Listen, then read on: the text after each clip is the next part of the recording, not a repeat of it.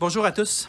Le Danemark et la Pologne viennent de poser un geste très important. Elles viennent de dire aux entreprises qui utilisent des paradis fiscaux qu'elles ne seraient pas éligibles à l'aide gouvernementale dans le cadre d'un plan de sauvetage entourant la crise de la COVID-19.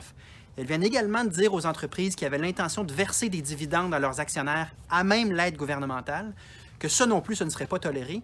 Donc, toutes les compagnies qui trichent essentiellement se voient exclues des programmes d'aide des gouvernements du Danemark et de la Pologne. Je demande formellement à François Legault et à Justin Trudeau de faire en sorte qu'également au Québec et au Canada, on exclue les compagnies qui trichent, qui utilisent les paradis fiscaux depuis des années. Je vous donne des chiffres juste pour vous donner une idée de l'ampleur de cette problématique-là, puis de l'ampleur aussi de l'inaction de nos gouvernements depuis des années.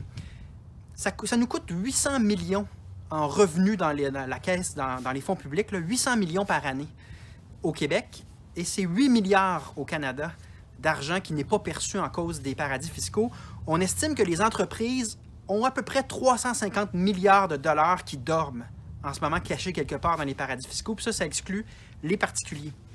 Donc, la problématique, elle est très réelle et il faut être capable, il faut faire le lien absolument avec des CHSLD sous-financés, avec des systèmes publics qui ne fonctionnent pas à la hauteur des attentes de la population, alors que la population paie ses taxes et ses impôts. On ne peut pas tolérer la tricherie. Et là, on est devant une crise qui nous fait voir que lorsqu'on décide d'agir, lorsqu'on a une volonté politique de changer les choses, bien les choses, elles changent.